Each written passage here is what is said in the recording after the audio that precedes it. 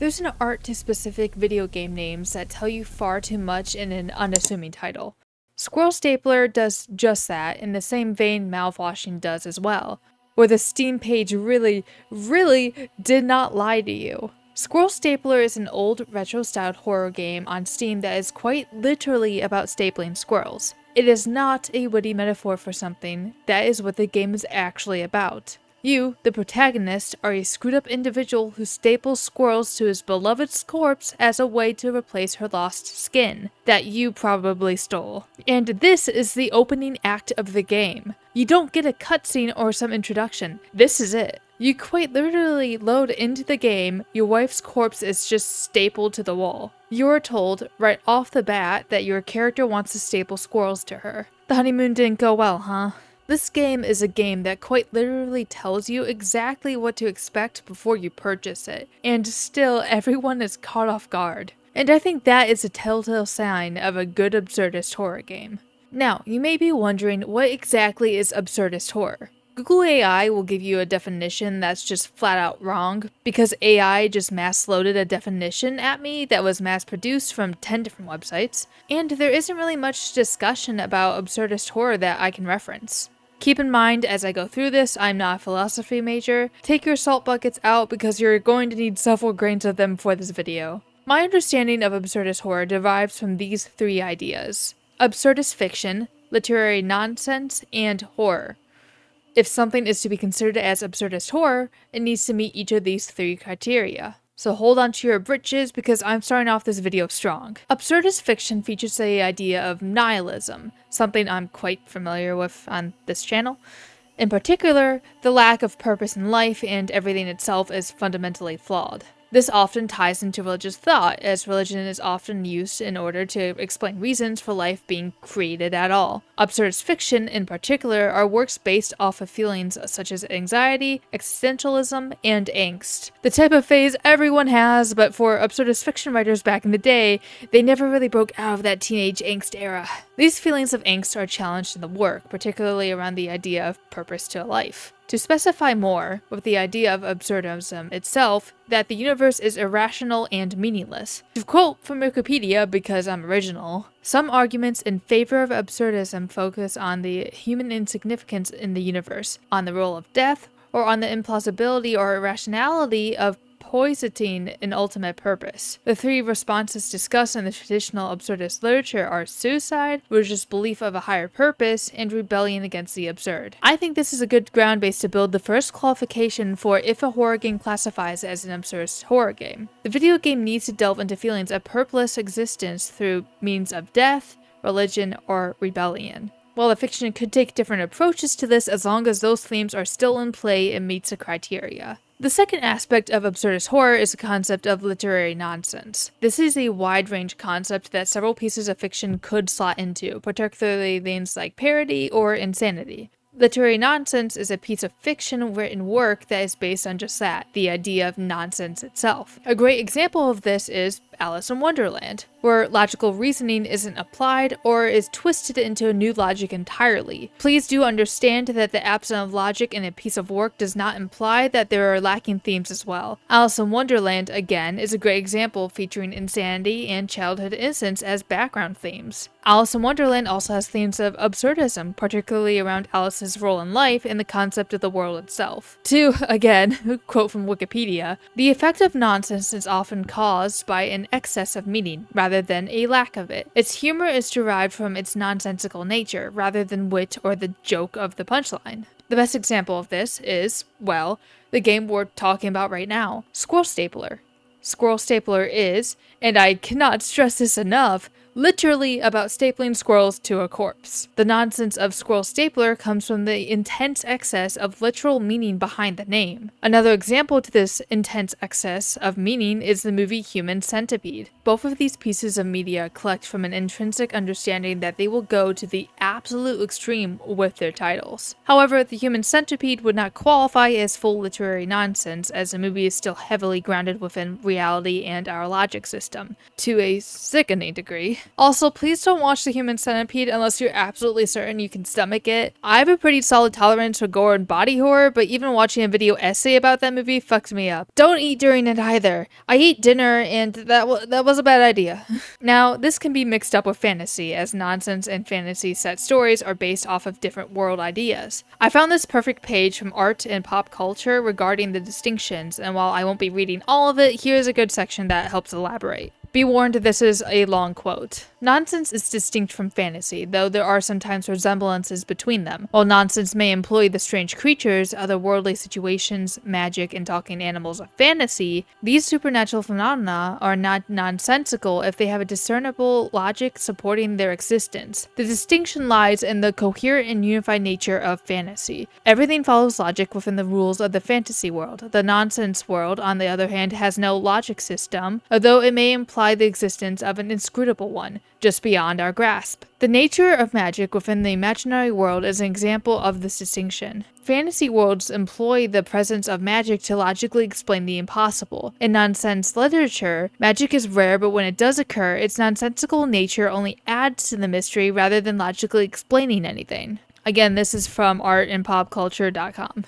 Do you understand now? For a work to be literary nonsense, it cannot abide fully to a logic system that the viewer can tangibly grasp. Moving on, qualifying for the second requirement would need to meet this criteria. In order to be considered literary nonsense, there needs to be some sense of nonsensical nature to it that does not adhere to a strict logical progression of the world. It is ironic to how, if Alice in Wonderland did meet the third criteria, it would be considered an absurdist horror. While the main books themselves do not, there are plenty of fan content out there that might. In particular, a game in the works right now is called Harbromiana and is based off of Alice in Wonderland. It's an interactive horror game that's entirely 2D drawn and is available to wishlist on Steam. I recommend it. I've been following the production for over 2 years now at this point, and I'm dying to play it. It might fit into absurdist horror when it releases, it might not, I'm not sure. And the third criteria is what you expect. It needs to be horror-based.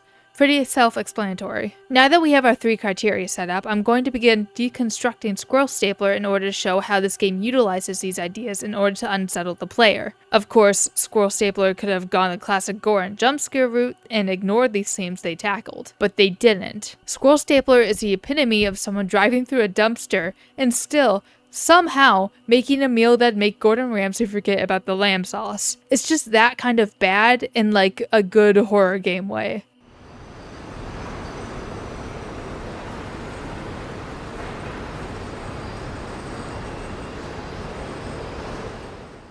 Squirrel Stapler is, according to the Steam page, an edutainment horror-based game. And while I can understand why the game takes inspiration from the edutainment industry in gaming, I don't think it quite fits into this genre.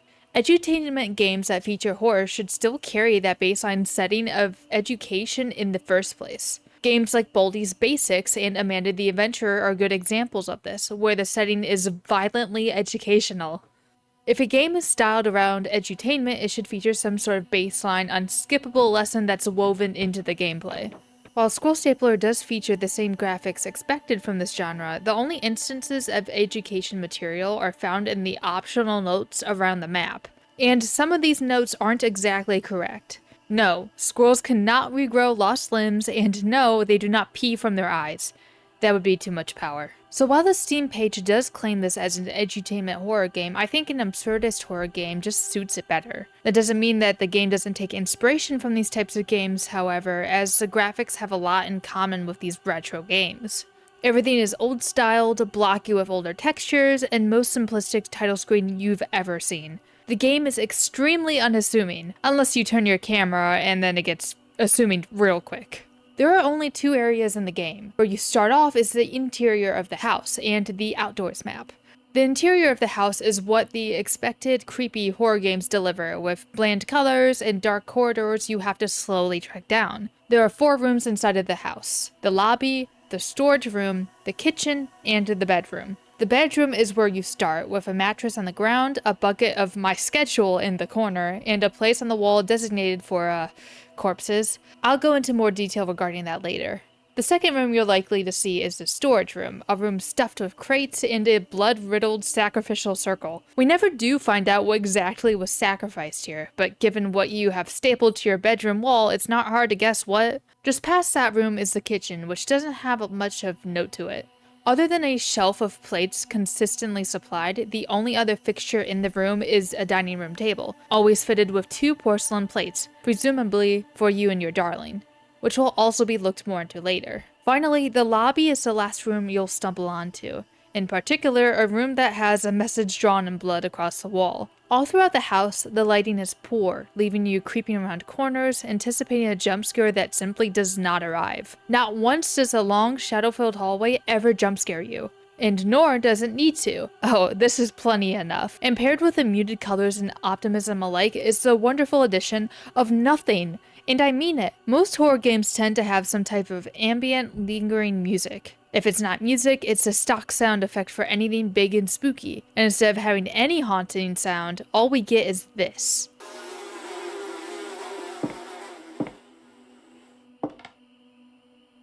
Other than the buzzing of flies around your own bowel movement, all that echoes throughout the empty halls of your home is your own footsteps.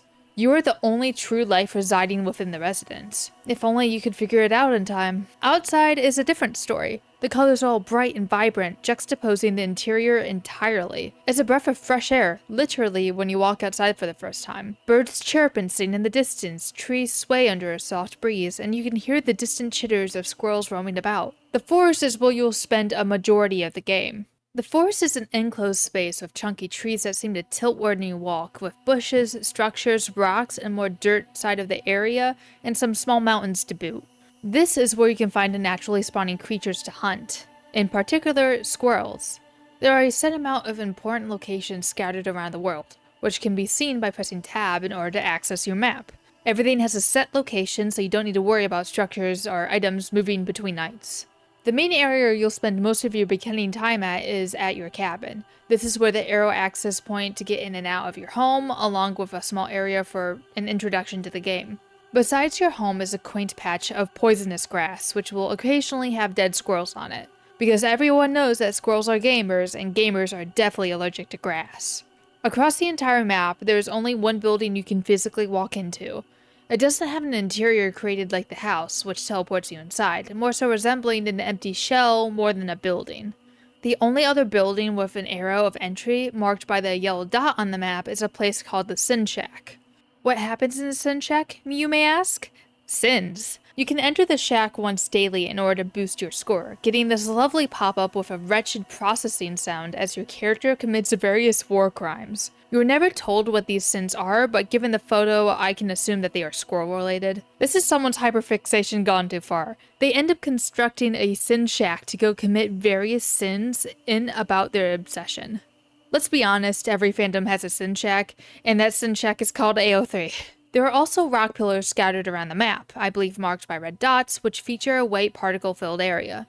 Entering the radius of this area inflicts damage to your character. There is no explanation as to why this hurts your character, nor is there any way to prevent these areas from harming you when you enter. The only other 2 buildings on the map, which you cannot enter with an arrow, are marked with question marks on the map. These buildings are important as they feature spawn locations of specific notes. Now, this is where I segment into items. Items, separated into usable buffs or notes, can be found at specific locations around the map. These items can range from cans of energy drinks to boost speed, health kits with obvious intentions, and bundles of ammunition to reload your gun. These items are never difficult to find, and you can easily camp them if you need to, as they're infinite in supply. The other items you can pick up are notes, which are scattered both inside and outside the house. These notes change daily, so it's often recommended for players to go and check on them to get further lore and story for the game. These notes are organized by a series, and most can be found in the same locations each day. And yes, I'll go into what they are in more detail when I go with the story of the game. Inside of your home, upon the pentagram, is a paper source from something called the Book of Grove. This series features verses from chapter 4 of the book, which has heavy religious tones to it. I would say undertones, but frankly the scripture is beating you over the head with the power of God and squirrels on his side. Just outside of your home are several notes, in particular, the tutorial papers. Nutty Nate's Squirrel's hunting tips are literally just tips on how to play the game for new players. This does not change and remains for every consecutive day. The other notes found outside, however, features tips of the day and has a new piece of advice slapped on. These are good tips to heed, so it's a good placement for new players to have easy access to. The first question mark players are likely to stumble upon is the lackluster building in the middle of the map, where the story series The Lady is transcribed. Here, 5 notes detailing an artist falling in love with the idea of a woman he's never met can be found. The second question mark, and coincidentally the second story, can be found in the corner map, opposite of the cabin's corner. The series of notes are reports submitted by an unknown individual. These notes document the author's experience in the woods, specifically his findings with tracking abnormalities within the forest you now reside within. The rest of the notes are either one-off occurrences for that specific day or are qualified in a section called Squirrel Facts. These are fun, small, irrelevant tidbits of information you can find scattered around the map, with the amount of facts fluctuating per day. Some of these facts range from how fast squirrels can run to how they delight in causing as much pain as possible. How quirky. Everything that changes daily progressively grows more creepy. However, the environment never does. The atmosphere is always bright and cheery, and yet it makes this part of the game the most haunting. The colors are too bright, the forest sounds too real. There's never any creepy or upbeat music, it just is. It also doesn't help that in the background loop you can hear elk cries, a sound commonly altered for representing the Wendigo cry. This is a massive strength that the game utilizes to its advantage. The retro style, the horrific normal ambience in contrast to the typical creepy interior of the home. One of the first things most players do in the ending scene of this game is try to escape the outdoors in favor of hiding inside. The moment that players try to escape into your creepy hallways for safety, I think you can legally obtain bragging rights as to having a good horror game.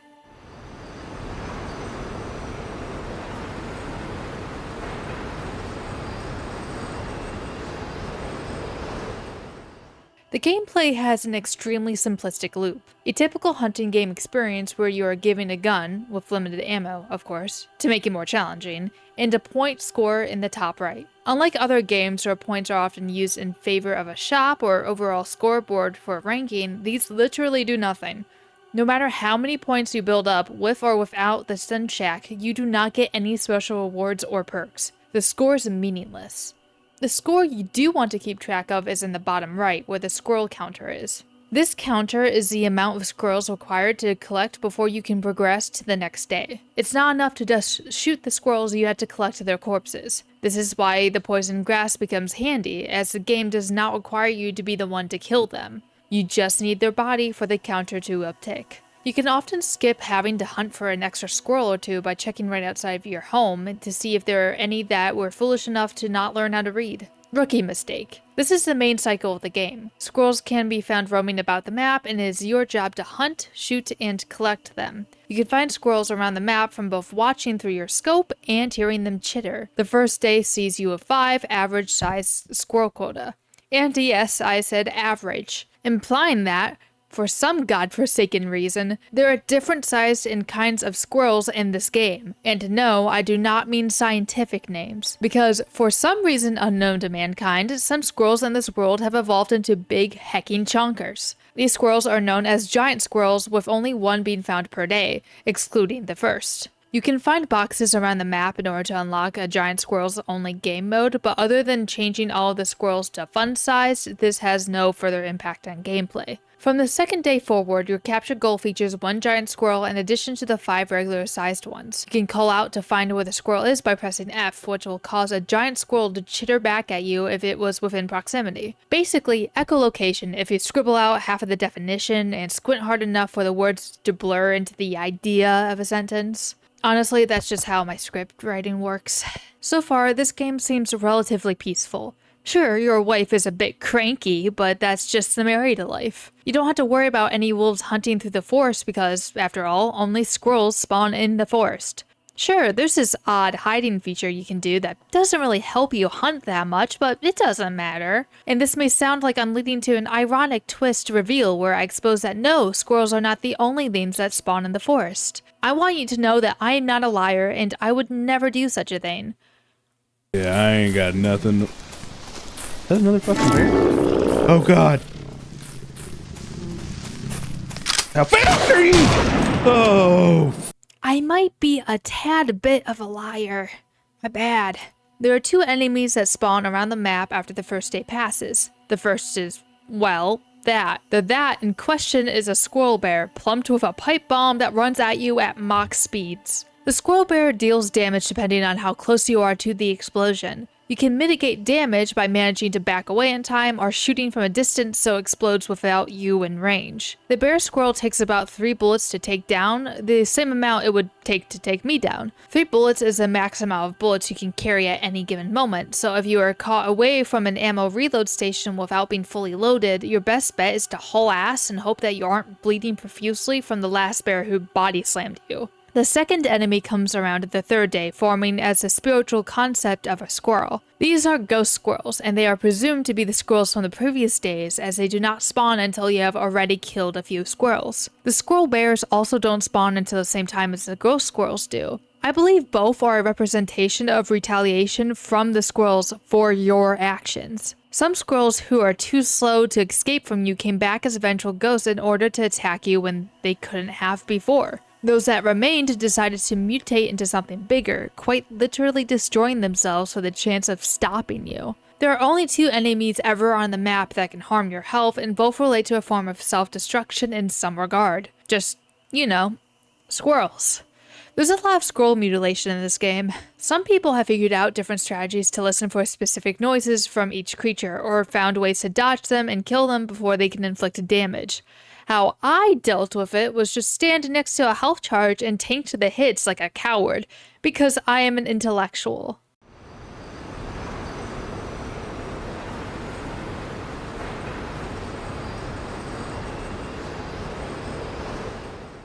Now, finally, to the part everyone has been waiting for. The answer to, why the hell are you stapling squirrels? And to the answer, fuck you, that's why. There never is any given explanation as to why stapling squirrels is the logical response. Not that any explanation could possibly be satisfactory for it, but it'd be nice to know. We can confidently move forward with the game with the understanding that, yes, the main character you play is a psychopath with a hyperfixation for squirrels. How reassuring. Due to his unwavering confidence in stapling squirrels to his wife, we know the objective right off the bat. Gather squirrels, go back to the room, and put them onto our beloved. We don't know for sure if the main character and her were even married, as she's never really addressed as the wife. For all we know, this woman was casually feeding the squirrels and caught the attention of someone with a squirrel fascination.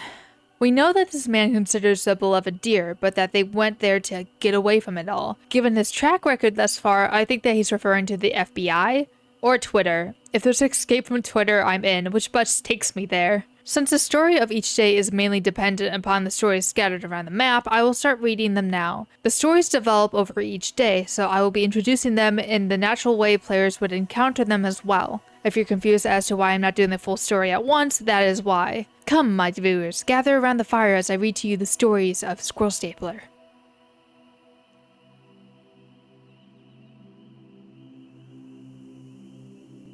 Thankfully for the player, the first thing your character can do is read the Bible. Or, as I said earlier, the Book of Grove. It's basically a Bible. So saith the goat of the wood, thou shalt not staple squirrels. Huh. Seems easy enough. I'm glad my character is religious and won't... God damn it. The interesting thing about the verse excerpt is that the goat of the wood specifically is the one delivering the passage.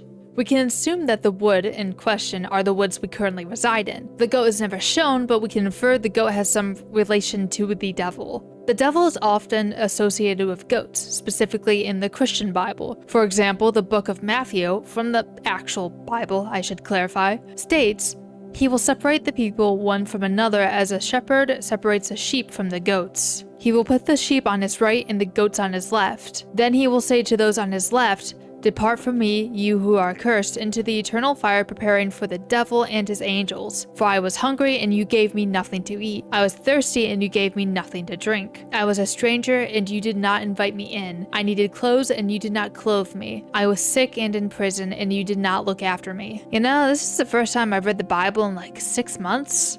I'm a Christian. How am I so bad at my own revision? What the fuck? Since ghosts are often associated with the devil, we can infer that this is likely the devil's scripture, which is odd. Why is the devil the one rejecting the squirrel stapling instead of God? Why is the devil the one with the Bible? Are we switching the roles of God and the devil, or are we implying something else? Is there even a separation between them at all? Just something to think about for now. The second story we get is The Lady, featuring a story about a lady. Riveting. Once there was a lonely artist who lived by himself in the woods. Desiring to ease his loneliness, he saved his meager earnings and purchased a fine paintbrush crafted from the hair of a beautiful woman. The artist loved his paintbrush so much that he used it to paint the woman who had given her hair for its creation, as he imagined she must look. He was then informed what, due to a terrible mix-up, the hair had actually come from a wild boar. Come back tomorrow for part 2. The first thing we can point out is that this lonely artist lives in the woods. Since the current woods we reside within are the only frame of reference we have, we can assume that the very cabin we live within might have been the artist's home. That's about all we can assume thus far from the story. The next story, located at the far corner of the map, is from the researcher. Report 1. Nothing of note to report. Some marginal abnormalities and readings that went away once I recalibrated. Some odd noises during the night, probably squirrels. Overall, everything is pretty quiet. Come back tomorrow for another report. This is the most juxtaposing thing in the game thus far. If we ignore everything the game provides to the player feeling-wise, the scientific study doesn't quite fit in with the other contents. A scientist going out into an unusual area and studying it isn't exactly new to the horror formula, but everything we've seen before this point has more religious, supernatural themes to it. This is the first ever mention of any scientific view of the phenomenons around the woods. Again, this report slowly develops as the days pass as well. The story of the lady, report number 1, and all of the other squirrel facts around the map start off innocently enough. This is typical of edutainment horror games, as these types of games like to aim and start off innocent to catch players off guard before it becomes more of a horror game. Baldi's Basics is a great example of this. Another game that pulls off the twist perfectly is, as Dan from Game Grumps found out, is Doki Doki Literature Club. But Squirrel Stapler isn't like these games. There's no hinting to build toward. You quite literally spawn in the same room as the main staple of the game. You don't need to be tricked into a horror game. This game has quite literally bent you over and showed you what it can do from the get-go, which just makes this move by the developer so bloody brilliant. You spawn right smack dab in the center of unsettling horrors, known as the house you can barely afford. You get bombarded with your beloved, the message from the goat, and the sweet promise of God visiting just casually written in blood in your living room, combined with the atmosphere of the hallways and the lacking ambience. Only for the wonders of nature to open up to you, peaceful and relaxing. You're just hunting squirrels, sweetie. It's alright. You're doing great. The way the game is laid out, players will often explore outward toward the big-ass question mark and not realize that they were being intentionally led to the most innocent of the game. By this point, some players might even forget about the nifty little addition they have to their bedroom. This game intentionally eases you back into safer, more digestible stories and surroundings before it forces you to march back to your cottage and staple dead squirrels to your dead lover. Just what a game, man. What a game. Of course, the stories do all get worse, but this is a great first introduction to the game. Day 2 is the first official day you can get damaged, as ghost squirrels begin to spawn around the map. Other than that, the only change the map sees on this day is the lack of a note with the sacrificial room. This is also the first official introduction to large squirrels, as you're given the ability to catcall them with a sound I don't think any human can naturally reproduce. While the note within the house has disappeared, the other 2 stories outside can be found to be updated. While players will naturally head towards them as they hunt squirrels, because it's kind of the only thing you can do on the map other than the main objective. The Lady, Part 2. The artist was inconsolable and spent his days weeping and taking his portrait on long walks in the rain. On one of these walks he encountered an old woman who said, "Ah, young man, I can see the reason for your despair. Come with me." For a few pennies, she said, his treasured painting can be brought to life. The artist was overjoyed and the spell was cast.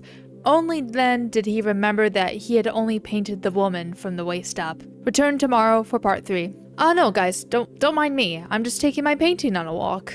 This dude straight up buys some hair paintbrush, gets all up it within his own head that it was from some beautiful lady, not even someone who sent to him his hair specifically, mind you. And then he had the audacity to be inconsolable for days on end. This guy quite literally brought forth his own sorrow by constant assumptions without an ounce of logic tossed to them. And then a witch just happens to find him and she could just casually bring the painting to life. And this poor woman skipped leg day. This isn't spelling out a good outcome for either participant in this one-sided relationship, frankly. Thankfully, the second report in the corner of the map isn't as unsettling as this one leaves the player. Report 2. Small abnormal readings are still occurring with odd regularity. Recalibrating always fixes them, but they come back the next day. I also keep finding dead squirrels outside of the door. Looks like maybe an animal is leaving them, but I'm noting it as per my instructions. Come back tomorrow for another report. This answers a few questions, but ultimately raises a lot more. Whoever this researcher is, they've been scanning the local area for some type of reading, which has been returning back as abnormal. It could be some type of spiritual scanner, as we have proof squirrel ghosts are prevalent out in these parts. The researcher also has been receiving squirrels on their doorstep, just as we did today. In fact, on the morning of the second day, the player can find 2 dead squirrels in the poisonous grass beside the cabin. Are these squirrels actually dying from poisoned grass, or is there some animal leaving them there for us under the pretext of pinning their death onto the grass? After all, grass isn't the main staple of a squirrel's diet. It is possible something abnormal out in the forest is providing us dead squirrels and we aren't even aware of it. But maybe that thought didn't cross your mind while you were playing the game. Frankly, you're likely relieved that this note was a lot nicer than the other note. So you go back to the cabin, this time more thoroughly prepared to expect the unexpected. This time, you'll tell yourself, you'll be fine.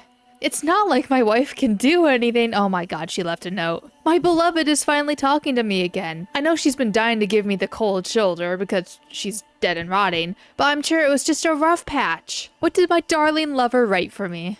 I don't want squirtles. I want skin. Give me back my skin. Or give me yours instead. Oh, maybe I should go to sleep on the couch for tonight. Thankfully, it looks like the note disappears the next morning. However, walking outside prompts a new message to appear on your screen. Something was scratching the windows last night. I should look for tracks. And sure enough, walking around the house provides a visual reference that, yes, something big and scary has been nearby last night. This officially marks the appearance of squirrel bears and the final main cycle of the game. While there isn't many changes to this day as well, the notes continue to develop. Let's cover those, shall we? The Lady, Part 3. The newly created half-woman screamed and wailed, clawing her way in circles around the room as blood poured from the bottom of her torso and entrails flopped around in tangles. The artist sobbed and looked to the old woman who was examining the pennies he'd given her, unfazed. She caught his gaze, shrugged, and said, "I reserve a special spell for these circumstances." She pointed to an axe mounted on the wall. "Return tomorrow for Part 4. I don't even have a joke for that. That's just downright horrifying, man. The artist didn't want this to happen as much as the new woman didn't want to be created like this.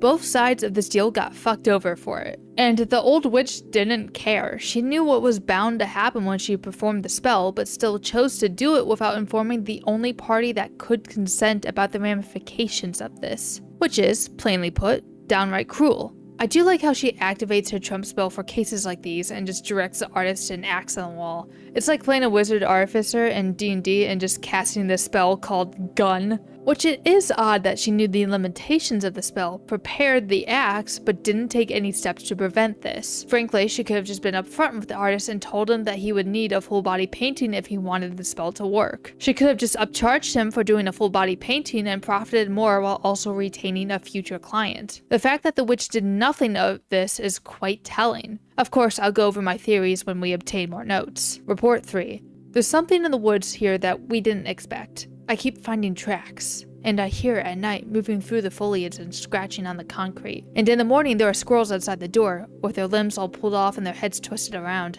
Dozens of them, requesting a call for instructions on how to proceed. Come back tomorrow for another report. Didn't we hear something scratching at the cabin last night? Clearly, there is some bigger creature out in these woods that was leaving dead, mutilated squirrels for the researcher to find. While we are aware that the squirrel bear exists and that this is their introduction day to the game, I don't think it's them that's leaving these squirrels behind. They show no sign of being aggressive toward fellow squirrels, ignoring them in favor of the player. Personally, my theory is that some different squirrel creature led the squirrel bears to the forest after giving both the reporter and the player character warnings. The dead squirrels left outside don't have anything to do with the poisoned grass. Instead, I think that they are left there to scare off the player from the forest, just as they did with the researcher. Then again, these squirrels outside of the cabin do not have their limbs torn off or their heads turned around, so this theory doesn't really hold much weight. It is also odd how the researcher chooses to stay in the woods instead of booking the first flight to anywhere better. Either the pay is that good, they've experienced this before, or whatever they are getting out of this research is worth the risk. Once we've gathered these notes and the squirrels, per usual, we head back to our cabin. It's time to decorate our beloved in our fresh catch, after all. Oh, darling, I have some new additions to your squirrel coat. Uh-oh. What do you mean she could just move? Where the hell did she go? Oh, there she is. She just wanted dinner. I'm just going to, Alright, good night, darling. Enjoy your empty plates. That's right, your beloved could just move, fucking apparently. And your character doesn't even question it or point it out. They go out of their way to mention scratching in the evening, but shows no signs of shock when their wife writes some notes or moves. Which either hints towards her being alive, which, let's be frank, there's no way she's alive like this, or there's so much cognitive dissonance from the player character that he quite literally cannot comprehend anything beyond his own delusions. Which, considering everything that's happened to thus far, it explains a lot. On the 4th day, your wife thankfully is on the wall the next morning. So once again, without any noticeable changes to your morning, you don your anti-squirrel tool and get to work. The Lady, Part 4. The artist lifted the axe, tears streaming down his face. The half-woman continued to scream and claw. He brought the axe down. Her left arm rolled across the floor, and she still screamed and writhed. He brought it down again, separating her skull into 2 parts. And somehow she still screamed. Again, the axe came down, and again, until she screamed no more. Return tomorrow for part 5. After interacting with this note, this will trigger an event I like to call couples therapy. And by that, I mean that she follows closely behind you and will 100% scare the shit out of you. Your beloved doesn't harm you, and shooting her doesn't do much either. We don't even know for sure if this is our beloved actually being here, or if it's a hallucination our character has. As when we return to the cabin, our wife is still on the wall where we last left her. Honestly, either explanation perfectly fits. And as for the note, the only new information we glean from this is how the painted woman remains alive after her head is cut into twain. Only after several more attacks does she finally stop screaming, which may actually imply that the axe has been enchanted for some sort of spell in order to neutralize the other one, as any normal woman would have died by this point. For all we know, any other weapon attacking this woman might have been completely useless, and no matter how injured she became, she may have never stopped screaming.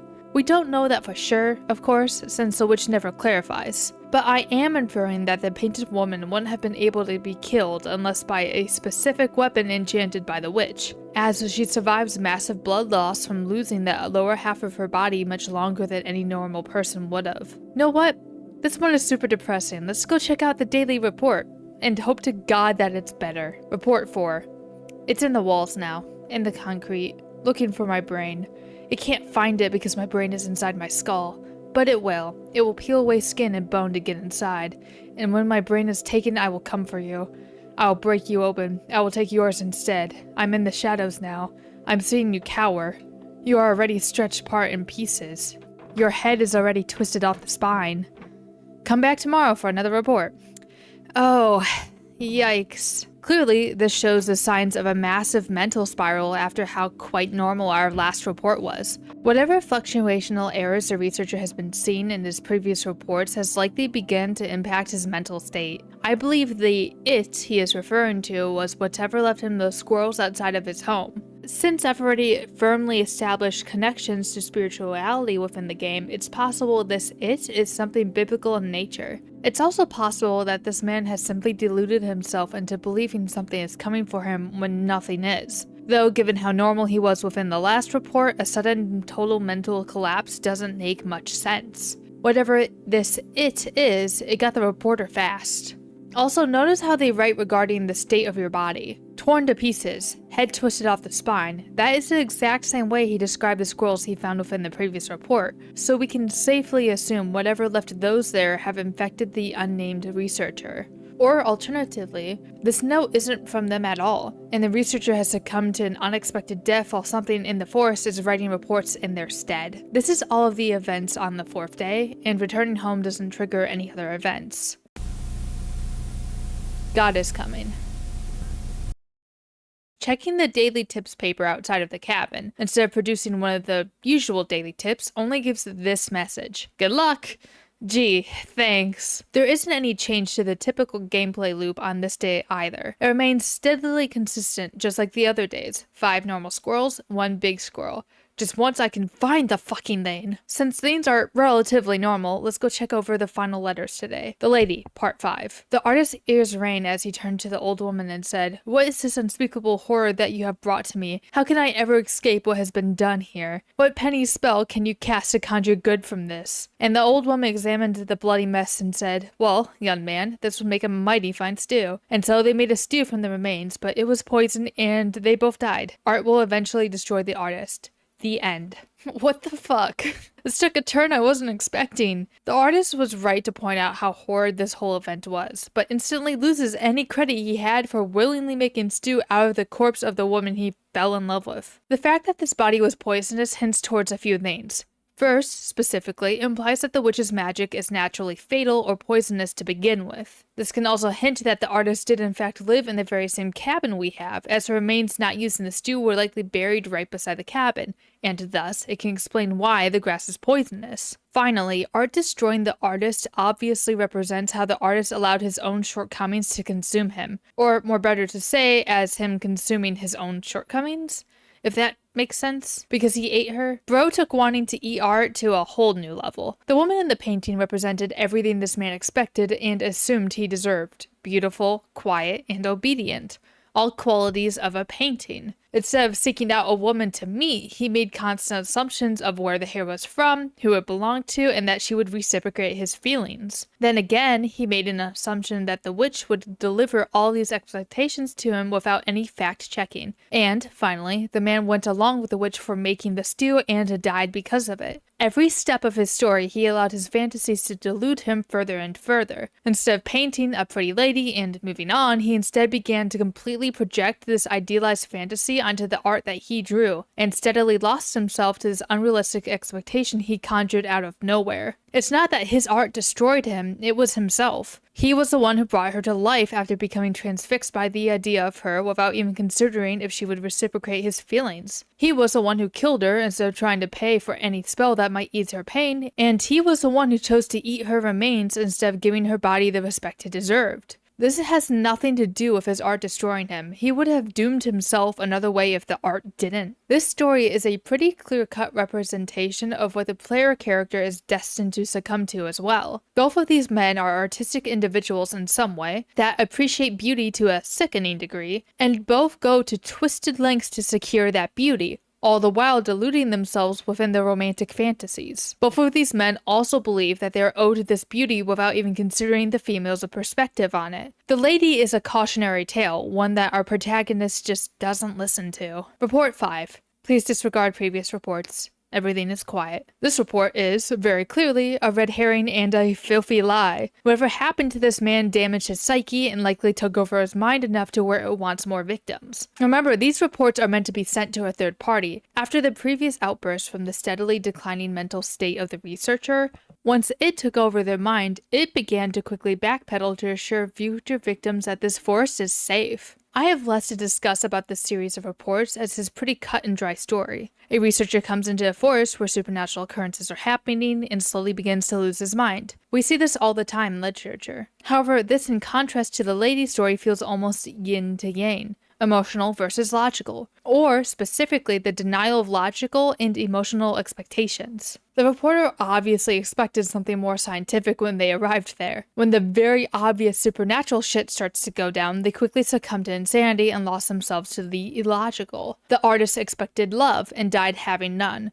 I think both of these stories represent their unraveling of the main character's psyche, specifically the left and right brain symbolism. Both of his logical and emotional fallacies are succumbing to the environment and his own delusions. The reporter's tale is a warning against the forest dangers, and the artist's tale is a warning against the danger of the self.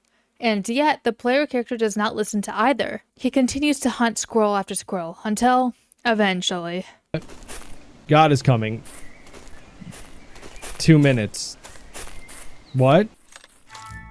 Wait, what? Should I head back home? Honey! The rapture is coming! God is coming. God isn't ready for this Western 44. I must prepare to meet God. God is coming in 1 minute. This is where the game's horror brilliance cranks up to 11. A large countdown timer appears on the screen, giving the player plenty of time to stew in horror on what's approaching. This sort of strategy is used in the game called Iron Lung, specifically with the oxygen countdown, and it's a bloody fucking brilliant game design. A countdown to the inevitable fate as you're left within the confines of the game, just as bright and cheery as you first began. Going to the cabin during this time does nothing, as the arrow to your door, gone, vanished. Left just like your wife probably tried to do before you yoinked her skin. Also, I'm going to go on a quick tangent about her skin before I cover the ending, so buckle in for a moment, okay? The fact that the protagonist was the one to personally remove his beloved's skin reminds me of the Selkie folklore. For those of you who don't know, Selkies are creatures of half-human, half-animal hybrids who tend to reside within large bodies of water. These creatures can turn from beautiful animals into beautiful women, and vice versa. While these creatures do not need any item to aid into transforming into a human, it's turning back into an animal that's the tricky part. When Selkie turn into a human, they shed whatever animal form they had into a pelt. A Selkie cannot turn back into their animal form unless they have their pelt on their person. Most tales regarding Selkies are focused around this common story. A man, enraptured by the beauty of a Selkie he stumbles upon one day, hatches a plan to ensure that she stays with him. The man then steals her pelt and hides it away while she's distracted by something else on the beach. Once she realizes she lost it, she dissolves into hysterics. The man either lures her away to his home with a false comfort and promising to let her stay with him while they search for it, or he is upfront and steals her away on its own. Regardless of what approach the man uses, the outcome is the same. The Selkie can never return to her previous life without her pelt and is forced to remain with the man who stole her away. It's a cautionary tale about trusting strangers, but a majority of the stories end up with a happy outcome of the Selkie eventually finding her pelt again and returning to the sea. More often than not, the man was a complete stranger to the Selkie and fell in love with her beauty and stole her pelt before he even tried to approach her. The story of the beloved in the Squirrel Stapler can be tied to these legends, as the beloved is never directly stated to be the protagonist's wife, and is bound to his side after he stole her skin. Literally. It's possible that the protagonist saw the beloved, fell in love with her, and stole her away to the forest to get away from it all, and by it all, I mean law enforcement. Once within the forest, possibly after an attempted escape, he stole her skin away to keep her bound to his side, much like how the men from the Selkie folklores would do. This is where the beloved is at currently in the game, a corpse of a person eternally bound to the side of that who inflicted the curse upon her. However, instead of giving his beloved her own skin back for freedom, he replaces it with what he wants her to be. Much like how the fishermen and sailors would replace the irreplaceable pelt with jewelry and dresses to doll up their unwilling wife. Just instead of it being normal clothing, it's squirrels. Unlike the old tales, however, the darling does not search for her lost skin. Instead of trying to escape, she decides to attempt and steal from him what he stole of her. I just wanted to bring this up for a comparison, as it does add much more folklore ties into the game, which can relate to the abnormal reports. This comparison ultimately doesn't go anywhere too deep within the game, but the symbolism is there, and I refuse to not at least acknowledge it. Back to the ending. It's funny how the inside of the cabin has a more cliched of the horror environment, and yet the cabin is the first place most players run to try to make themselves feel safe.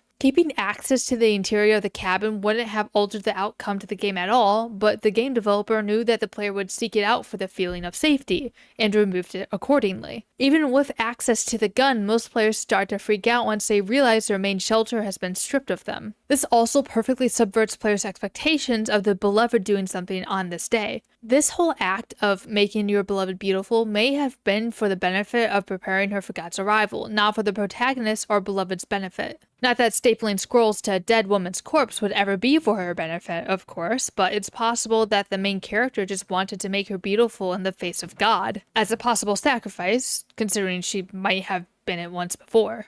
During this 2-minute wait, with no access to any interior buildings on the map, chanting begins to pick up. And for most players, this is when they begin to promptly piss themselves. The slow build of the God's coming chant is downright horrifying, especially when it all culminates into the intense choir call of God finally arriving, along with the agonized screaming as the player frantically looks around. No matter where you face, God will always take a few seconds after his arrival to appear right behind you. The game will not stop until the player is turned around to look at God. And once you do, you get a basic "you win" screen with your total score before it punts you back to the starter menu. What does this all mean? Is this really God, or is it the devil? Why does the goat of the woods declare killing squirrels to be blasphemy, but the squirrel god seems fine with it? Did stapling squirrels to beloved do anything? What's the exact story this game is trying to tell? Here's the thing. It doesn't matter. You could argue that this is a lot of things. I've seen theories thrown out there about how this is about the fear of God and a man's hallucinations of it, or how this is someone's psychotic breakdown after they killed and skinned their wife, and that everything is just vivid hallucinations he has while coping with what he's done. And sure, this can make sense. The squirrel bears can just be regular bears or nothing at all, and the sin shack might be him going to a bar. God might be his inability to confront what he's done before he ultimately uses his rifle on himself. And why squirrels? Well, this could be explained that maybe he's always loved squirrels. Or that he saw a squirrel when his mental spiral started and his psyche latched onto that. Or, alternatively, Because kill my grandma, okay? but that would be forcing the assumption that several aspects of this world are not real in order to do so. I've already explained what qualifications you need for absurdist horror, and having its own frame of logic is part of it. Trying to remove the logic of this world and stuff it into the framework of our own just discredits the absurdism of it all. You can argue any game or any piece of media is a hallucination. Not to insult anyone who enjoys theories of this, of course, or to insult any media that uses this as a baseline for their own story. Dream or mental spiral plots all have their own place, and everyone has the right to enjoy these types of theories. However, trying to shove everything not abiding by our own logical mindsets into that frame of reference can be discrediting to all of the work created specifically crafted without giving the work a chance within its own frame of logic, which would be the opposite of this video's goal. If we derive our understanding of Squirrel Stapler up front with the absurd literary nonsense it presents to us, the story is straightforward. A man considers squirrels to be beautiful to staple to the dead corpse of his beloved because that is just the logic of this world. Squirrel bears and squirrel ghosts exist because they just do.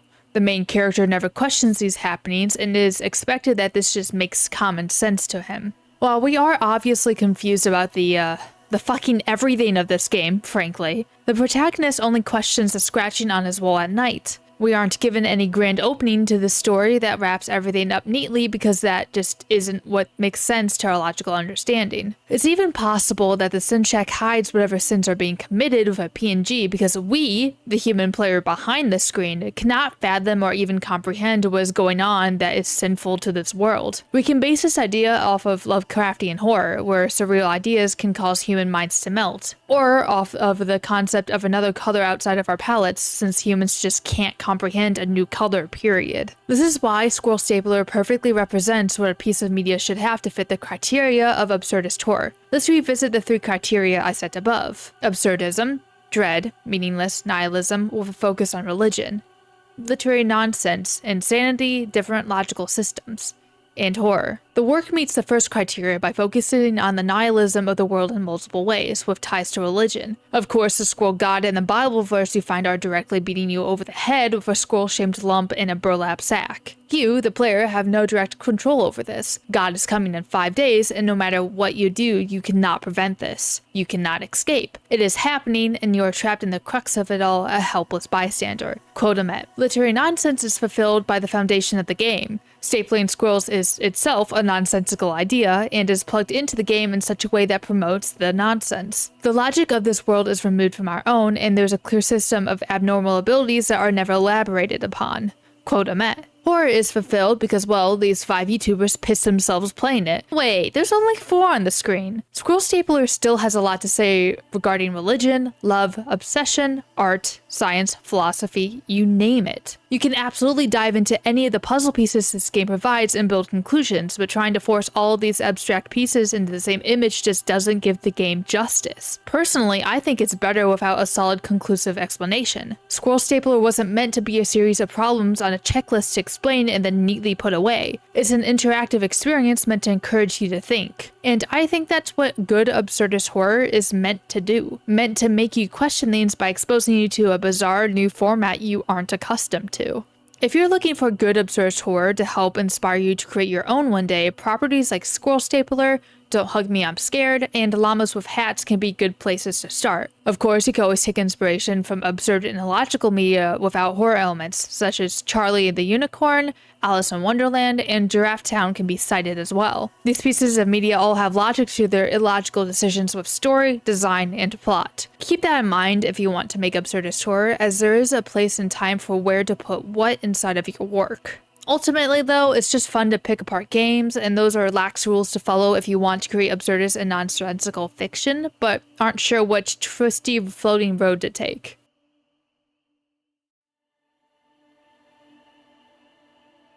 Now, I could go into how God secretly follows the player for the whole time or delve into the code, but someone already has done that. If you're interested in behind-the-scenes material, go check out that video. He's highly informative and he explains the code for non-coders, so it's easily digestible content. I decided to end this video on a little information segment regarding the squirrel facts, as not a lot of people talk about them, and I am a curious little thing. I'd very much like to know if these are real or not, so I'm going to go over them with you all today. Also, credit to the person who compiled these together into one image. I couldn't find it anywhere else, and this saved me hours of gameplay. Thank you.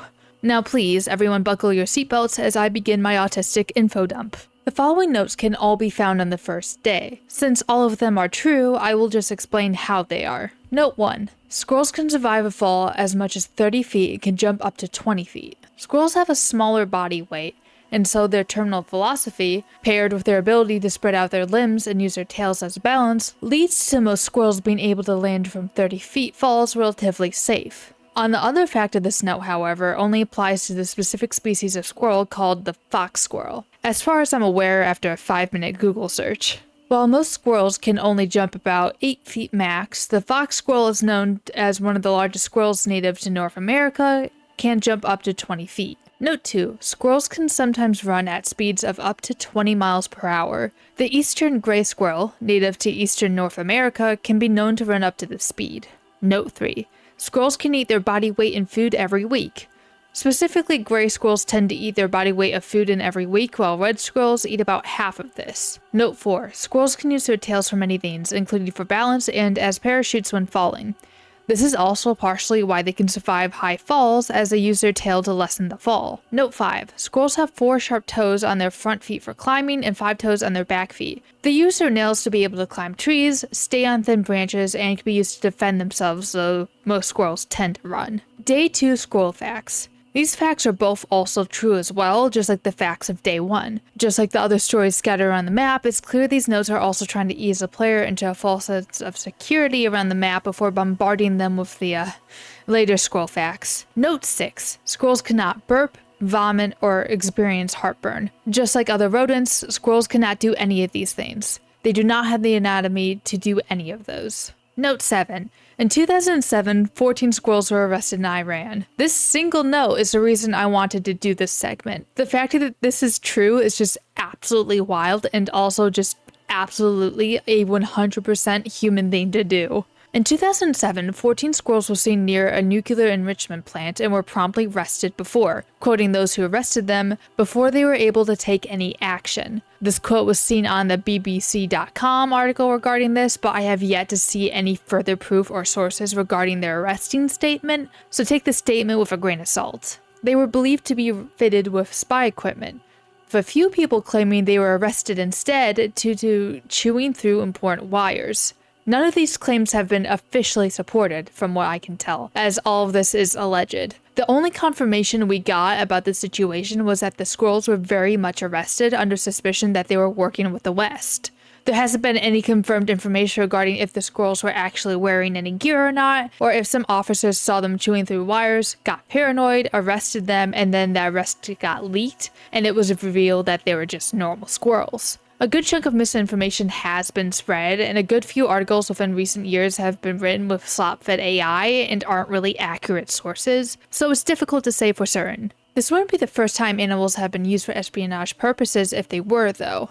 Like how we train dogs to work for sniffing bombs or illegal substances, several countries have a history of using animals to try and extract information from one another. During the Cold War, Americans deployed spy pigeons with cameras fitted with a harness around their chests to gather information. However, this gets a bit tricky when you talk about different species of animals. While dogs are easy to train, are the most loyal of species, attempting to fit other species for intel isn't a guarantee. The pigeons were only a success because they were only needed to be used for camera footage from the typical high building resting spots and close view of crowded streets, without any further training needed. One document from their official website regarding the program, called a program for providing high-resolution oblique photography over denied area, is 20 pages long. To quote this document regarding their pigeon training, specifically, it was determined that the length of training required to make the homing pigeons perform in flying from the release point A to their target B prior to heading home C was excessive,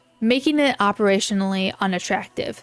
Secondly, the reliability of the birds carrying out the A-B-C mission upon release was rather low, perhaps in the 25% region. Some of the steps they followed just to have pigeons carry cameras were selecting specific pigeons, training to an intense degree, testing, prediction, more training, and then the mission testing for later use. This is obviously a lot of work, but it's government efforts to try and spy on another nation, so this kind of work is expected. But this level of training just to get a bird to try and fly somewhere shows how difficult this kind of process can get with the most notorious easygoing bird there is. Another animal utilized for military purposes are dolphins. Dolphins, due to their high intelligence and echolocation, are typically used in order to find explosives or other enemy technology in the ocean and alert the government to it, and disable it if they have the means to do so. However, a pod of American dolphins managed to escape their enclosure after Hurricane Katrina, armed with fucking toxic dart guns and trained to shoot on sight.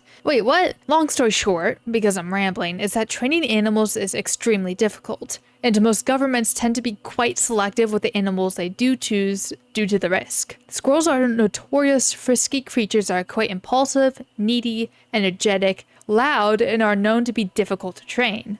We don't know for sure if they were actually fitted with spy technology or not, so while the squirrels could have been sent in for listening purposes, there's also the chance that they were just in the wrong place at the wrong time and someone got really paranoid about it. Day 3 only has this following note to it. Squirrels can regenerate lost limbs, although it can take a few years to do so. While squirrels can heal broken bones and grow back fur, this is blatantly incorrect. Species of animals like starfish, axolotl, and lizards are all prime examples of creatures that can completely regenerate their lost limbs. Squirrels cannot. This is either an example of another logical inconsistency with our world against this world, or is a lie. Since we have no proof regarding squirrel limb regeneration in the game, we'll have to move past this one and on to Day 4. Day 4. Squirrel claws are sharp enough to tear through our eyeballs. This is true. Squirrel claws are used for climbing up trees and for self-defense, and if you aren't aware, human eyeballs are quite susceptible to something sharp and pointy. This is just basic common sense, as almost anything in existence is sharp enough to tear through our eyeballs. Squirrels delight in causing pain. Alright, so this is quite a biased assertion. Whoever wrote this had to have some sort of credibility to make such a claim, because we just have no way of proving that squirrels delight in causing pain. However, given the track record of ghost squirrels and bear squirrels within the game, it's safe to assume that squirrels are, at the very least, quite content with the idea of revenge within this world.